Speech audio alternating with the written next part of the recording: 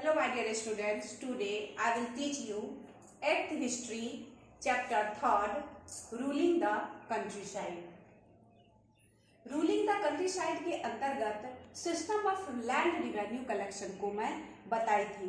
इस system of land revenue collection में first इजारेदारी system और सेकेंड परमानेंट सेटलमेंट को बताई थी, जिसमें परमानेंट सेटलमेंट में land owner British east India company ने जमींदार ग्रुप को बनाया था। अब हम इसमें आज हम रैयतवारी सिस्टम देखते हैं। इस रैयतवारी सिस्टम में ब्रिटिश ईस्ट इंडिया कंपनी ने लैंड प्रॉपर्टी के 51% लैंड भाग पे इस रैयतवारी सिस्टम को लागू किए थे। इस रैयतवारी सिस्टम से पहले हम देखे थे कि परमानेंट सेटलमेंट सिस्टम में क्या होती थी कि जो लैंड ऑनर होते थे, तो जमींदार पीजेंट्स क्लास से ज़्यादा रिवेन्यू को कलेक्ट करके वो शहरों में जाकर के बहुत अपना घर मकान बना करके रहना शुरू किए। इस चीज़ को ब्रिटिश ईस्ट इंडिया कंपनी को बर्दाश्त नहीं हुआ। उनको लगता था कि ये जमींदार जो हैं वो निश्चित रूप से ज़्यादा रिवेन्यू को कलेक्ट करके अपने पास रख लेता है, तो क्यों ना हम ऐसा सिस्टम डेवलप करें जिसमें कि जमींदार क्लास को इसमें से एबॉलिश कर देंगे। तो अब जब जमींदार क्लास को एबॉलिश करने के लिए इस रैयतवारी सिस्टम को लागू किया था, और ये सिस्टम जो लागू हुआ एट फर्स्ट साउथ इंडिया में जमींदार ग्रुप थे ही नहीं, ओनली वहाँ पे पीजेंट्स क्लास थे। तो रैयतवारी सिस्टम को एट फर्स्ट कैप्टन रीड ने इसको रीड किया था, और ये मद्रास के एक छोटे स्केल पे लागू किया गया था इन 1792 में। बाद में इस सिस्टम को डेवलप्ड करने में थॉमस मुनरो का एक ग्रेट रोल है, और ये तब मद्रास, बॉम्बे, इट मीन्स पूरे होल साउथ इंडिया में ये रैयतवारी सिस्टम फैल जाती है।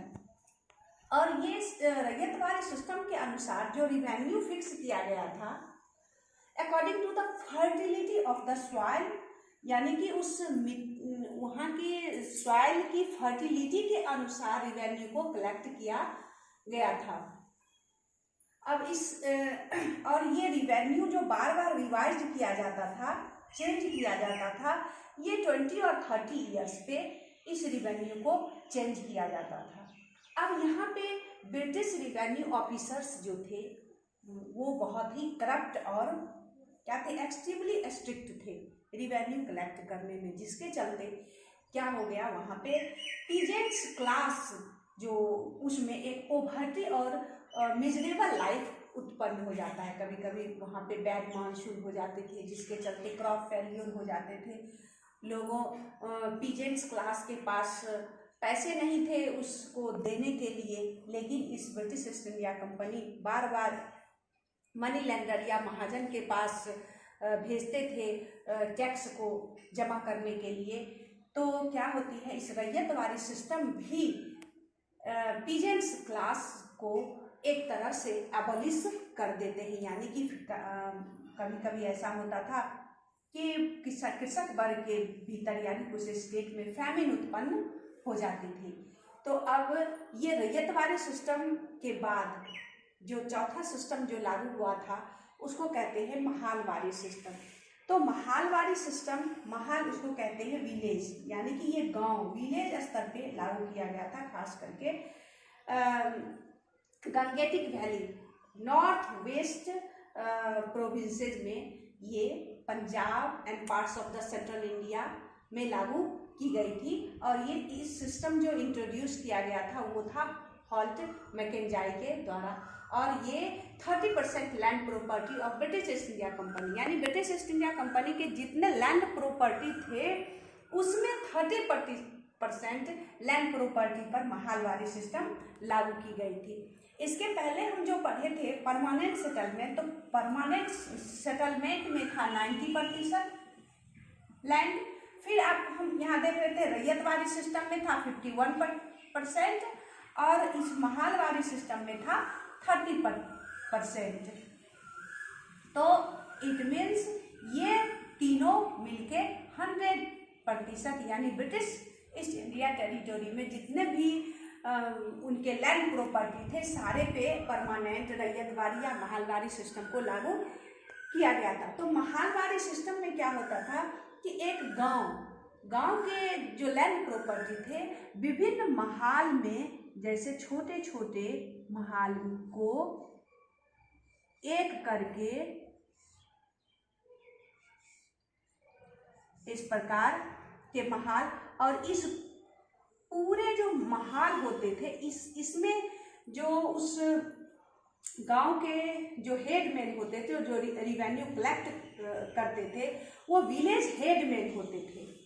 गांव के जो हेडमैन होते थे वही रिस्पॉन्सिबल होते थे इसको रिवेन्यू को देने के लिए। वैसे प्रत्येक महाल एक अलग अलग इसके पीजेंट्स क्लास होते थे, और प्रत्येक पीजेंट्स क्लास इस रिवेन्यू को इस हेडमैन के पास जमा करते थे, और ये हेडमैन क्या करते थे फिर ब्रिटिश ईस्ट इंडिया कंपनी के पास जमा करते थे। तो अब क्या होता था, गांव में डिफरेंट प्रकार के महाल बना दी जाती थी इस प्रकार से, और प्रत्येक महाल के अलग अलग हेडमैन होते थे जो रिवेन्यू को कलेक्ट करके ब्रिटिश ईस्ट इंडिया कंपनी के पास जमा करते थे। लेकिन इसमें लैंड जो था रिवेन्यू वो फिक्स नहीं था, टाइम समय समय पर इसके लैंड रिवेन्यू बढ़ते जाते रहते थे, जिसके चलते क्या होगा, ये भी जिस प्रकार हम तीनों सिस्टम में देखे थे कि किसानों की स्थिति बहुत ही मिजरेबल कंडीशन में थी, तो उसी प्रकार महालवारी सिस्टम में भी ये किसानों की जो स्थिति हो गई वो बहुत ही मिजरेबल हो जाती है। तो इस प्रकार इसके इफेक्ट में हम क्या देखते हैं, all the system of collecting land revenue was oppressive. अब ये जो लैंड रिवेन्यू जो कलेक्टिंग करने का जो सिस्टम था वो बहुत ही ऑपरेसिव था, जिसके चलते poverty, misery of the peasants and created the condition of the famine, ये सारे सिस्टम में ये सब चीज उत्पन्न हो जाते हैं, और एक बीच का एजेंट क्लास जिसको हम लोग बोलते हैं वो एजेंट क्लास भी उत्पन्न होते हैं, जैसे जमींदार्स हो गए, रैयत्स हो गए, बीडर्स हो गए, मनी लैंडर्स हो गए। अगर मान लीजिए जमींदार से मुझे छुटकारा पाना है तो मनी लेंडर से हम लोग मनी ले करके जमींदार के पास जमा कर देते थे मनी, तो हम जमींदार के चंगुल से छूटते थे तो मनी लेंडर के चंगुल में फंस जाते थे। कभी ऐसा होता था मनी लेंडर से अगर पैसा नहीं लेते हैं तो जमींदार के चंगुल में फंसे रहते थे। तो इस प्रकार हम देखते हैं कि कहीं ना कहीं किसान किसी न किसी रूप में किसी के चंगुल पे फंसने के चलते उनका जो लाइफ था बहुत ही मिजरेबल कंडीशन में तब्दील हो चुके थे। तो इस प्रकार ये सारे सिस्टम हमारे इंडियन सोसाइटी यानी कि इंडिया में जो पीजेंट्स क्लास थे उसको बिल्कुल ही समाप्त कर देते हैं। लोगों की ध्यान अपने लैंड प्रॉपर्टी पर से हट जाते हैं। तो अब क्या होता है, पीपुल क्या होता है, clutches of the money lender या evict of the peasants from his land. तो अब ये सारे सिस्टम जो ब्रिटिश ईस्ट इंडिया कंपनी के द्वारा लागू की गई थी वो हमारे इंडिया के डेवलपमेंट के लिए नहीं था, बल्कि इन सारे सिस्टम ये दिखाते हैं कि उनको ज़्यादा से ज़्यादा मनी कलेक्ट करके वो ब्रिटिश ईस्ट इंडिया कंपनी के अकाउंट में जमा करते थे, और इस प्रकार एक ड्रेन ऑफ इंडियाज वेल्थ का सिस्टम उत्पन्न हो जाता है। तो अब ड्रेन ऑफ इंडियाज वेल्थ जो उत्पन्न होते हैं वो इन्हीं सारे सिस्टम के तहत उत्पन्न होते हैं। अब नेक्स्ट वीडियो में किस प्रकार हम देखेंगे कि British east India company commercialisation of agriculture करते हैं, बताऊंगी। धन्यवाद।